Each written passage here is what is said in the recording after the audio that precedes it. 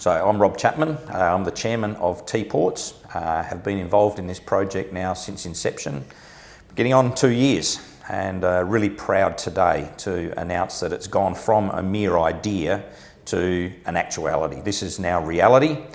We've got our funding, both equity and debt.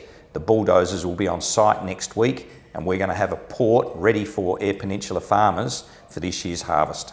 We decided early on in this project that we'd provide equity to these farmers so that they own this infrastructure. So up to 15% of this will be given back to farmers. So those that expressed early interest in it and support in it will be given, for every tonne of grain that gets delivered this year, will be given $3 in equity, up to, as I said, 15% of the whole funding project. So the farming community is engaged. We now give them choice. My experience when competition's introduced into any industry, quite frankly, the big winner out of that, the only winner out of that, is the customer. And I look forward to personally meeting a number of the farmers over there who are going to be partners with us in this Lucky Bay project. Transshipment is a simple concept that started in the 1800s with the lighterage of vessels. Nowadays, with modern technology, we use shallow draft ports to bring the port to the product, to reduce domestic haulage distances, and to increase the efficiencies within a supply chain.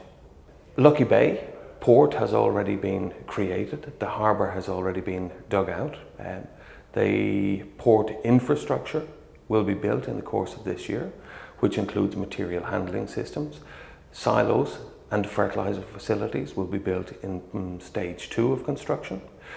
The supply chain requires having upland storage, one site in Loch, which will consist of 150,000 tonnes of storage capacity, and one bunker site in Lucky Bay, which will consist of approximately 400,000 tonnes of capacity. And a transshipment vessel, which moves the goods from the port out to an ocean-going vessel anchored at 5 nautical miles from the port, and we can load at approximately 14,000 tonnes per weather working day.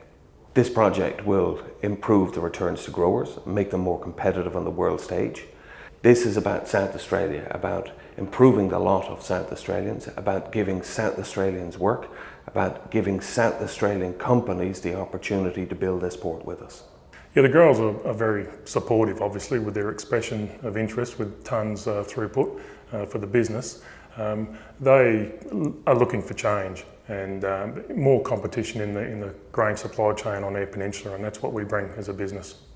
Hopefully it can reduce some of the supply chain costs, the freight, storage and handling, and just add competition to Eyre Peninsula so growers can make a bit more profit in their pockets.